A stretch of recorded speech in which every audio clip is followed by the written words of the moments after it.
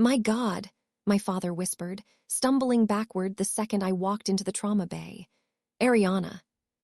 My younger brother was bleeding out on the operating table between us.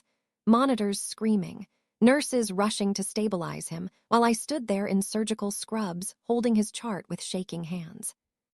5 years ago, my parents sat in a courtroom and swore I committed the pharmacy robbery that destroyed my life. I went to prison. My brother stayed free. And now the same family that buried me needed me to save the son they protected instead. Dr. Vale, we're losing him, a nurse snapped. I stepped toward the table, but my mother suddenly grabbed my arm hard enough to stop me. Her face was pale, terrified. Then she whispered something that made my stomach drop. He told us he confessed before the crash.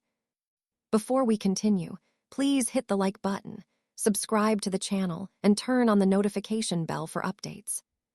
For a second, I forgot the noise around me. The alarms, the nurses shouting numbers, the metallic smell of blood filling the trauma bay. I just stared at my mother. What did you say? Her fingers tightened around my wrist. Ariana, please. Dr. Vale, the charge nurse barked again. He's crashing. Ethan's heart rate dropped hard on the monitor. Everything in me wanted to walk away. 5 years earlier, I'd stood in another room listening to another set of sounds I couldn't escape. Camera shutters outside the courthouse, reporters yelling my name, while my father kept his eyes on the floor like he didn't know me. The prosecution called me a thief, said I stole narcotics from the pharmacy where I worked part-time before medical school, said I sold them for money. My parents testified that I'd been acting secretive. Ethan testified that he saw me leave the house late, that night wearing a dark hoodie. I still remembered looking at him across the courtroom, waiting for him to stop the lie before it destroyed me. He never did. And now, he was lying on a table 10 feet away from me, with blood pouring into his abdomen. I pulled my arm free from my mother and stepped toward the operating bed. Ethan looked smaller than I remembered, pale, barely conscious. His chest rose unevenly beneath the oxygen mask while a resident pressed gauze against the wound near his ribs. What happened? I asked. Multi-car collision, the resident said quickly. Steering column trauma, massive internal bleeding. We need surgery now. I glanced at the scans clipped beside the monitor. Splenic rupture, torn vessels, blood already filling the abdominal cavity. Without surgery, he'd be dead within the hour.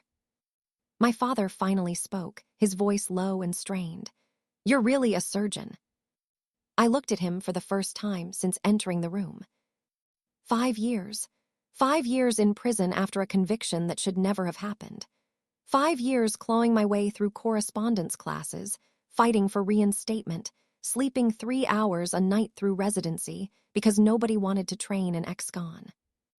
And this was the first question he asked me. I almost laughed. You missed my graduation, I said flatly. His face tightened. A nurse shoved consent forms into his hands. Sir, sign now. His pen shook so badly, he could barely hold it. That was when Ethan's eyes fluttered open. He looked directly at me. Not confused, not drugged. Terrified. Then his hand jerked weakly toward my father, as blood bubbled at the corner of his mouth. And he rasped 3 words that made the entire room go silent. Dad knows everything. Get him upstairs, now. The trauma team moved instantly after I gave the order. Ethan's bed burst through the double doors toward the surgical elevators while nurses pushed blood units alongside him. I walked beside the gurney in silence, forcing myself to focus on anatomy instead of memory. But the second the elevator doors closed, my father spoke behind me. You need to concentrate, he said quietly. This isn't the time. I turned slowly. Not the time for what? The truth. His jaw tightened, but he said nothing.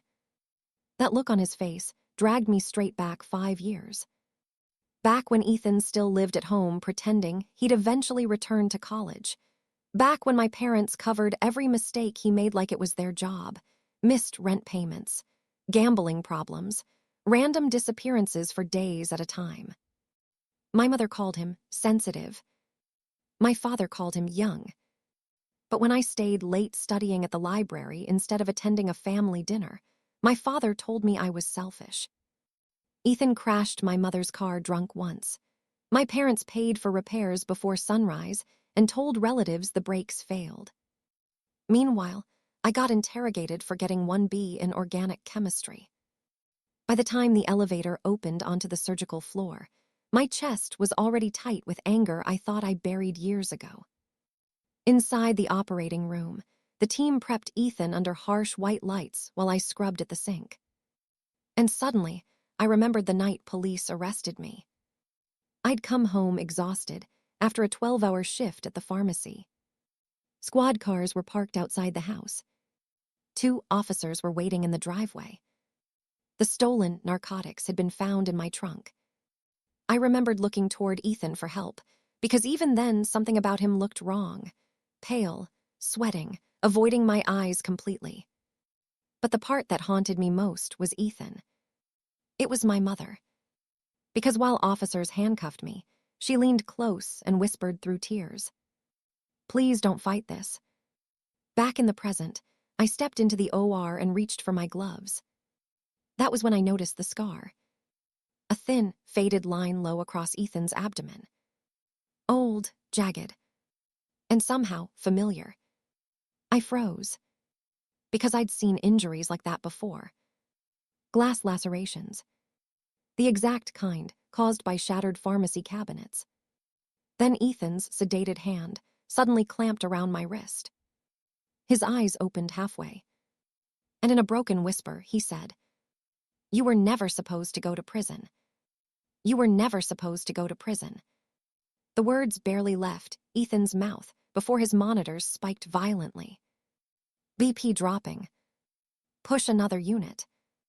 The anesthesiologist shoved me back into focus, and instinct took over. I cut through the noise, directing clamps and suction while blood flooded the surgical field beneath my hands. For the next 2 hours, I stopped being a sister. I became exactly what I'd fought to become after prison ruined my life. A surgeon. By the time we stabilized Ethan and transferred him to recovery, my scrubs were soaked through, and my hands ached from pressure on torn vessels. The second I stepped into the hallway, my father was waiting. "What did he say in there?" he demanded. Not, "Is he okay?" Not, "Thank you." Just that. I pulled off my gloves slowly. "You tell me." His expression hardened instantly. He was sedated. People say irrational things. My mother stood a few feet behind him, arms wrapped tightly around herself, mascara streaked beneath her eyes. She looked terrified every time my father spoke. And for the first time, I noticed it. Not grief. Fear. I stared at my father. Why did Ethan have an old glass laceration scar from the exact night of the robbery? His face didn't change. Too controlled. He got drunk and fell through a table. He answered immediately. A prepared answer. I felt something cold settle into my stomach. Because 5 years ago, parts of the case never made sense. The security footage from the pharmacy had supposedly corrupted before trial, except for one blurry clip of someone in a dark hoodie entering through the back door. My hoodie. Then there was the speed of the investigation. Detectives barely questioned anyone else before charging me. At the time, I thought it was bad luck. Now I remembered something else. My father sat on the regional board, overseeing the pharmacy chain. Influence. Connections. Pressure. Suddenly my mother spoke, her voice trembling. "Ariana, maybe we should talk privately." I turned toward her sharply. "You watch me get sentenced." Tears spilled down her face. "You don't understand what your father would have lost." The hallway went dead silent. Not what Ethan would have lost. Not what I lost. What my father would have lost. Before I could respond, a nurse approached carrying Ethan's personal belongings from the crash. Wallet, phone, torn jacket. I opened the wallet automatically, to identify next of kin paperwork, and a folded photograph slipped into my hand. My breath caught. It was a picture of Ethan standing alone outside the university auditorium on the day of my medical school graduation. The graduation I never attended because I was already in prison. Written across the back in Ethan's handwriting were 6 words. I should have told them the truth. Then I heard footsteps approaching fast behind me. I turned around expecting hospital security. Instead, Ethan was standing at the end of the hallway in a recovery wheelchair, still pale from surgery, one hand gripping the IV pole beside him. A nurse trailed behind him nervously. He insisted on getting up. My father's face darkened instantly. "Ethan, get back to your room." But Ethan didn't look at him. He looked at me. And for the first time in 5 years, I saw the same guilt that had been on his face the night I was arrested. "I need to tell her," he said weakly. My father stepped forward. "You are not thinking clearly." "No," Ethan snapped suddenly, louder than I expected. "I'm finally thinking clearly." The hallway froze. Even my mother looked stunned. I pushed the wheelchair back into his recovery room and shut the door behind us. My father tried following, but Ethan stopped him. "Just let me talk to her." For several long seconds, nobody moved. Then my father slowly backed away. The second the door closed, Ethan broke. "I did it," he whispered. The room felt smaller immediately. Ethan's hands shook violently as he spoke. "I owed people money, a lot of money. Gambling, pills. I thought I could steal the inventory and sell it before anyone noticed." He stared down at his bandaged stomach. "When the cabinet shattered, I cut myself climbing through." Every memory from that night started rearranging itself in my head. The sweating, the silence, the missing footage. "My God," I whispered. Ethan nodded miserably. "Dad found out before the police did." I looked toward the door. And suddenly, I already knew the rest. He planted the drugs in my car. Ethan started crying. He said the scandal would destroy us. His position, the board, everything he built. He said you were strong enough to survive it. Ethan wiped his face desperately. "I tried to confess later, Ariana. I swear I tried." "Then why didn't you?" "Because he threatened me." Ethan's voice cracked. "He said if I talked, he'd expose the debts, cut me off completely, tell the police I planned everything with you." I felt physically sick. 5 years. 5 years, stolen because protecting the family image mattered more than protecting me. Quietly, without him noticing, I pulled my phone from my pocket and started recording. Ethan covered his face. "You lost everything because of me." Before I could answer, the recovery room door suddenly opened. My father walked in. His eyes dropped immediately to the phone in my hand. And his entire expression changed. Cold, calculating. "If that recording leaves this hospital," he said softly, "this family dies tonight." Nobody spoke for several seconds. The heart monitor beside Ethan beeped steadily in the silence while my father stood near the door, perfectly composed again, like he was walking into a board meeting instead of the collapse of his entire family. Then he looked at me. "Give me the phone." I almost laughed at how calm he sounded. Like this was still something he could manage. Control. Manipulate. The same way he had 5 years ago. "No," I said. My father's jaw tightened slightly. "Ariana, think carefully before you destroy what's left of this family." "What family?" My voice came out sharper than I intended. "You buried me to save your reputation." My mother finally broke completely. "He's telling the truth," she sobbed from the corner of the room. "All of it." My father closed his eyes for one brief second, like he was furious she'd spoken out loud. And then, slowly, the whole story came out. Ethan committed the robbery alone. My father discovered the truth before investigators finished building the case. Instead of turning Ethan in, he used his position on the pharmacy board to steer suspicion toward me. He pressured security supervisors.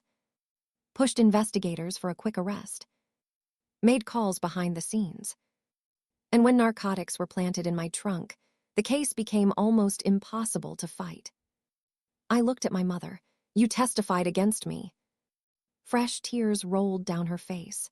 "Your father said if Ethan got arrested, the lenders after him could come after all of us. He said the scandal would destroy the family financially. He promised your sentence would be lighter if you cooperated." I remembered that meeting suddenly. My father sitting across from me before trial, telling me taking the plea deal was the best way to protect Ethan from getting dragged into this. At the time, I thought he meant protecting Ethan emotionally, not protecting him from prison while I took his place. The realization hit me so hard I had to grip the edge of Ethan's hospital bed. 5 years, 5 birthdays, 5 Christmases. I missed my graduation, lost my fiancé after he stopped answering my letters 3 months into my sentence. I watched women in prison get visits from families who still loved them, while my own parents pretended I no longer existed. And all along, my father knew. Ethan started crying harder. "I'm sorry, I'm sorry." I held up my hand. Not because I forgave him, because I physically couldn't listen anymore. An hour later, hospital security escorted my father downstairs after I turned over the recording to police detectives waiting at the hospital. He didn't fight, didn't yell, but when officers placed him in handcuffs, he looked at me with pure disbelief. Like he genuinely never thought I'd choose myself over the family. The investigation moved fast after that. My conviction was vacated within months once evidence tampering and witness coercion surfaced. News stations covered the story nonstop. Respected pharmacy executive framed daughter to protect son. My father was charged with conspiracy, evidence tampering, and perjury. My mother filed for divorce before his trial even began. Ethan entered rehab and cooperated fully with prosecutors. And me. The state medical board officially reinstated every credential I'd lost. 6 months later, I stood in a courtroom one final time while a judge formally cleared my record. "This court failed you," he said quietly. When I stepped outside afterward, reporters crowded the courthouse stairs shouting questions. "Do you forgive your family? Was saving your brother worth it?" I paused at the top of the steps as cameras flashed around me. Then I answered honestly. "I didn't save him because they deserved it," I said. "I saved him because after everything they did to me, I still deserved to remain the person they couldn't destroy." Behind me, through the courthouse doors, I caught one final glimpse of my father in handcuffs. This time, he was the one everyone was staring at. And I walked away without looking back.